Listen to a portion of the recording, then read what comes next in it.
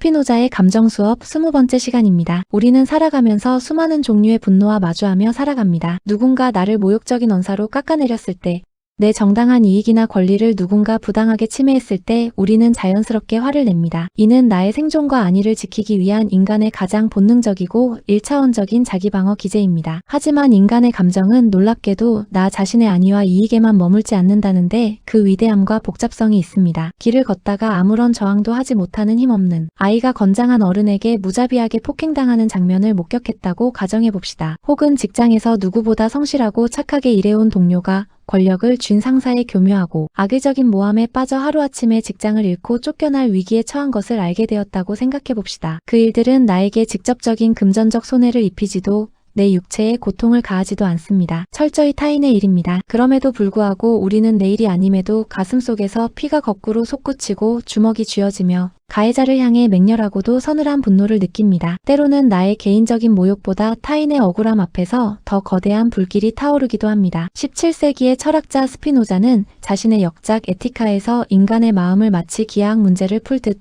혹은 정밀한 현미경으로 세포를 들여다보듯 차가운 이성으로 해부했습니다. 그는 선과 악이라는 도덕적 잣대를 잠시 내려놓고 인간의 감정이 어떤 인과관계로 얽혀있는지를 낱낱이 파헤쳤는데 이 특별하고도 이타적인 분노의 감정에 무려 20번째 자리를 내어주었습니다. 그것이 바로 적이입니다. 스피노자는 적이란 타인에게 악을 행한 사람에 대한 미움이다 라고 정의합니다. 우리가 일상적으로 흔히 쓰는 적이라는 단어는 단순히 누군가를 적대시하거나 원한을 품는 마음 혹은 경쟁자를 향한 경계심을 뜻하는 경우가 많습니다. 하지만 스피노자가 정의한 이 감정의 결은 훨씬 이타적이고 구조적이며 사회적인 성격을 띠고 있습니다. 스피노자에게 적이는 철저하게 내가 아닌 다른 사람, 특히 억압받고 고통받는 자를 괴롭히는 가해자를 향해 솟구치는 미움과 분개입니다. 스피노자의 감정 역학에는 감정 모방이라는 중요한 원리가 깔려 있습니다. 인간은 본능적으로 자신과 비슷하다고 여겨지는 타인이 슬픔과 고통을 겪으면 그 모습을 보는 것만으로도 그 슬픔을 내 몸의 고통처럼 전염받습니다. 이것이 바로 우리가 공감이라 부르는 능력의 철학적 기원입니다. 그리고 그 타인에게 부당한 슬픔을 안겨준 원인 제공자,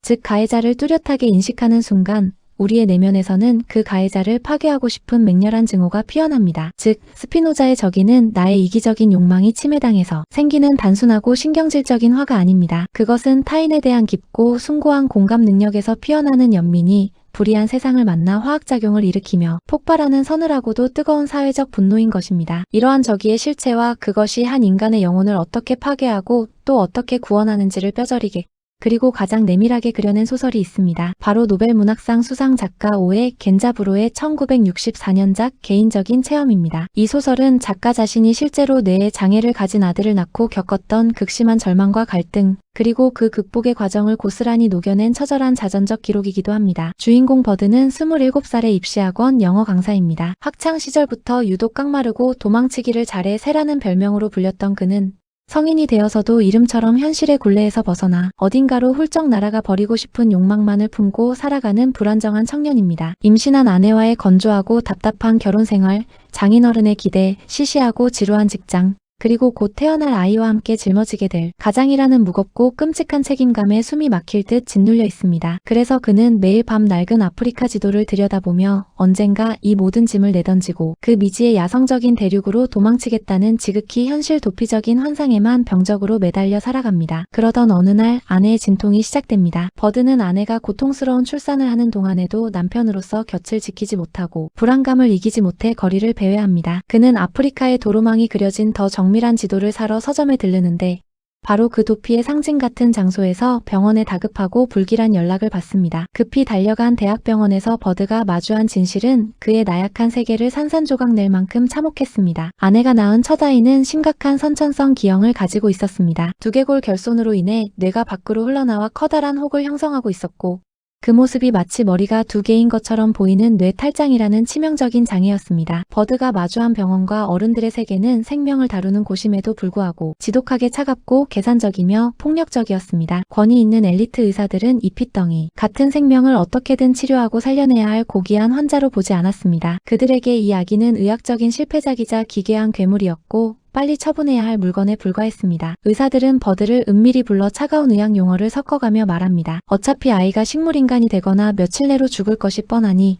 젊은 부모의 창창한 미래를 위해 수술을 포기하는 것이 합리적이라고 종용합니다. 그리고 아이가 기력을 잃고 조용히 그리고 자연스럽게 굶어 죽어 없어지도록 생존에 필수적인 모유나 우유 대신 오직 당분만 있는 설탕물만 먹이는 끔찍한 소극적 안락사를 은연중에 그러나 단호하게 강행합니다. 평생 기형을 가진 아이의 짐꾼으로 살며 아프리카는커녕 단 하루도 자유롭게 살 수 없을 것이라는 극심한 공포와 절망에 사로잡힌 버다. 그는 마땅히 아버지가 되어야 했지만 아직 아버지가 될 준비가 전혀 되어 있지 않았습니다. 그는 의사들의 비인간적이고 오만한 처사에 항의하기는커녕 속으로는 오히려 그 잔인한 제안에 안도하며 비겁하게 동조해버립니다. 심지어 마취에서 깨어나 병상에 누워있는 아내에게는 아이의 진짜 상태를 숨긴 채 그저 아이가 조금 약하게 태어나서 인큐베이터에 있는데 아마 며칠 못 살 것 같다는 위선적인 거짓말까지 늘어놓습니다. 자신의 책임을 피하기 위해 아내마저 기만해버린 것입니다. 가장의 책임감, 아픈 아이의 존재, 그리고 스스로의 비겁함에 대한 환멸까지 모든 무게에 짓눌려 숨이 막히던 버드는 결국 무책임의 끝을 향해 내달립니다. 그는 병원의 아내와 죽어가는 아이를 내팽개친 채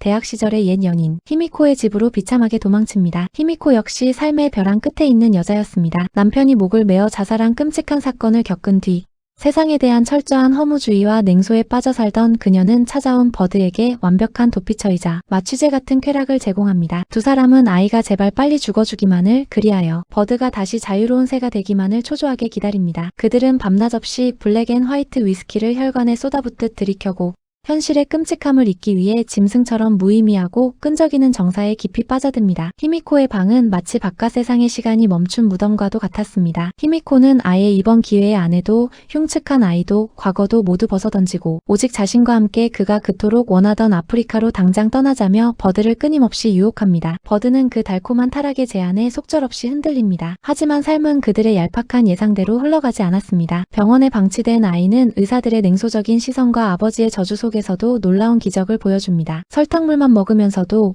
그 작은 심장은 결코 멈추지 않고 며칠째 아주 끈질기게 목숨을 이어가고 있었습니다. 생명을 향한 절대적인 의지였습니다. 결국 아이가 쉽게 죽어주지 않자 골치가 아파진 대형 병원 측은 버드에게 다시 연락을 취합니다. 병원은 더 이상 죽음을 방치할 명분이 없으니 아이가 짐이 된다면 당장 다른 곳으로 치워버리라고 차갑고 모욕적으로 통보합니다. 벼랑 끝에 몰린 버드는 이제 씻을 수 없는 최악의 범죄를 모의합니다. 그는 히미코와 함께 차에 아이를 싣고 뒷돈만 쥐어주면 불법적인 수술을 통해 아이를 영원히 처리해준다는 뒷골목의 수상한 불법 산부인과로 향합니다. 거센 비가 억수같이 쏟아지는 음산한 밤 그들은 지옥으로 향하는 망자들처럼 차를 몰았습니다. 병원에 도착한 히미코는 늙고 탐욕스러운 기색이 역력한 불법 시술소의 의사에게 두툼한 돈봉투와 함께 아이가 담긴 바구니를 서슴없이 넘겨버립니다. 그리고 창백하게 굳어있는 버드의 팔을 이끌며 말합니다. 이제 끝났어. 당장 여행사로 가서 아프리카행 티켓을 끊자. 그러나 늙은 의사가 불결한 수술 도구를 만지작거리며 아이의 생명을 영원히 끝장내려는 바로 그 순간 버드의 내면 깊은 곳에서 거대한 지진과도 같은 감정의 폭발이 일어납니다. 버드의 눈에 들어온 것은 스스로는 어떤 원망의 소리조차 내지 못한 채 머리에 거대한 붕대를 칭칭 감고 오직 살기 위해 붉은 손발을 파닥거리는 아주 작고 너무나 연약한 생명이었습니다. 그 순간 버드의 뇌리를 스치고 지나간 것은 깨달음이었습니다. 그 무력한 생명을 그저 귀찮고 보기 흉하다는 이유로 쓰레기처럼 폐기하기 위해 합심했던 대학 병원의 잘난 엘리트 의사들. 생명 따위는 아무 가치도 없다는 듯 허무주의의 늪에 빠져 아이를 돈으로 처분해버린 히미코. 얄팍한 돈 몇 푼의 살인을 대행하는 불법 시술소의 늙은 의사. 그리고 무엇보다 자신의 편안함과 아프리카라는 알량한 환상을 지키기 위해 자신의 핏줄마저 제 손으로 지워버리려 했던 한없이 비겁하고 역겨운 자신까지. 버드는 정상인이라는 가면을 쓴 이 세계의 어른들과 사회의 논리가 얼마나 이기적이고 비인간적이며 잔인한 폭력과 기만으로 가득 차 있는지를 벼락처럼 아주 뼈저리게 자각하게 됩니다. 결국 버드는 길고 긴 방황과 비겁함을 끝냅니다. 그는 십수년을 품어왔던 아프리카로 도망치려던 오랜 환상을 스스로 산산조각 냅니다. 돌연 수술대에 오르려던 아이를 빼앗아 자신의 품에 꽉 안은 버드는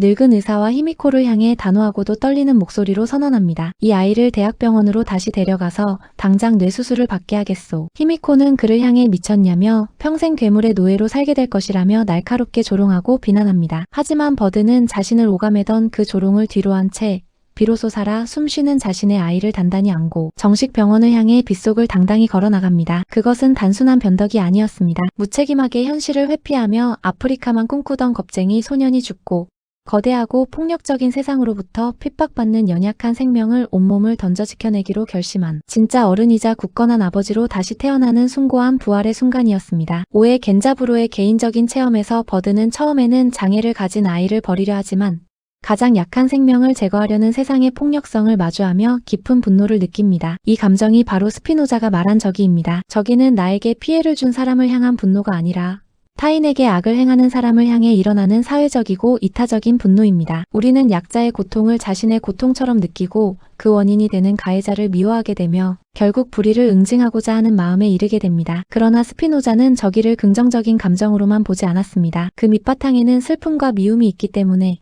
저기에 사로잡히면 결국 자신도 증오의 노예가 되어 생명력과 자유를 잃게 된다고 경고합니다. 가해자를 미워하는데 모든 힘을 쏟다 보면 오히려 자신도 폭력적인 존재로 변할 수 있기 때문입니다. 그래서 스피노자는 저기를 능동적인 행동으로 전환해야 한다고 말합니다. 불의를 미워하는데 머무르지 말고 고통받는 사람을 돕고 더 나은 질서를 만드는데 힘을 써야 한다는 것입니다. 버드 역시 세상을 저주하는 대신 아이를 품에 안고 수술실로 향함으로써 분노를 생명을 살리는 책임과 사랑으로 바꾸었습니다. 우리도 일상에서 부당한 일을 볼 때 저기를 느낍니다. 중요한 것은 그 분노를 누군가를 파괴하는 증오로 사용할 것인지 아니면 상처받은 사람을 돕는 연대와 실천으로 바꿀 것인지입니다. 스피노자가 말하는 진정한 자유는 미움에 머무는 것이 아니라 분노를 생명을 살리는 행동으로 승화시키는 것에 있습니다. 지금까지 함께 해주셔서 감사합니다.